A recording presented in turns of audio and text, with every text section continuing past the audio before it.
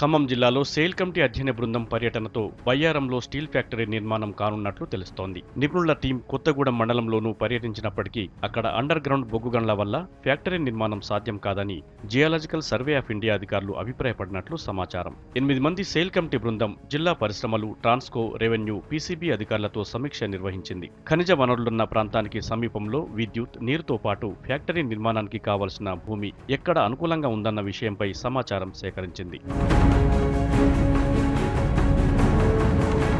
Andhra Pradesh mineral development corporation నివేదిక ప్రకారం బయ్యారంలో 25,700 హెక్టార్లు, గార్లలో 18,330 హెక్టార్లు, నేలకొండపల్లిలో 12,660 హెక్టార్లలో ముడిఇనుప ఖనిజం ఉంది. కారేపల్లి మండలం మాదారంలో 20 కిలోమీటర్ల వరకు డోలమైట్ విస్తరించి ఉంది. ప్రస్తుతం ఇక్కడి నుంచి విశాఖలోని స్టీల్ ప్లాంట్కు ఖనిజం ట్రాన్స్పోర్ట్ చేస్తున్నారు. నల్లగొండ జిల్లాలో సున్నపురాయి పెద్ద ఎత్తున ఉంది.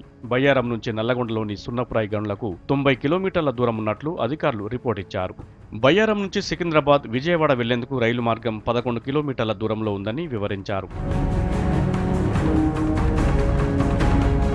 రిజర్వ్ ఫారెస్ట్ ఏరియాలోని బయ్యారం భూములతో పాటు గూడూరులోని 2,500 హెక్టార్లు, భీమదేవరపల్లిలోని 342 హెక్టార్ల భూమిని విశాఖ స్టీల్ ప్లాంట్కు కేటాయిస్తూ సమైక్య సర్కార్ గతంలో జీవో జారీ చేసింది. 2012లో రాష్ట్రీయ ఇస్పాత్ నిగంతో అవగాహన కుదుర్చుకుంది. ఖనిజం లీజుకు కిరణ్ ప్రభుత్వం అంగీకరించింది. విశాఖ స్టీల్ ప్లాంట్కు ముడి ఖనిజం పంపించేలా శుద్ధి కర్మాగారానికి పచ్చజెండా ఊపింది. దీనికి వ్యతిరేకంగా టీజేఈస్తో పాటు తెలంగాణలోని అన్ని పార్టీలు, ప్రజా సంఘాలు పెద్ద ఎత్తున ఉద్యమించాయి.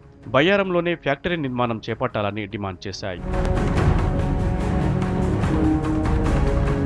ప్రస్తుతం తెలంగాణ రాష్ట్రం ఏర్పడడంతో జేసీ సురేంద్రమోహన్తో కలిసి లోకల్గా స్టీల్ ఫ్యాక్టరీ ఏర్పాటు కోసం సెయిల్ బృందం జిల్లాలో పర్యటించింది. కొత్తగూడెం, పాల్వంచ, బయ్యారం ప్రాంతాలను సందర్శించింది.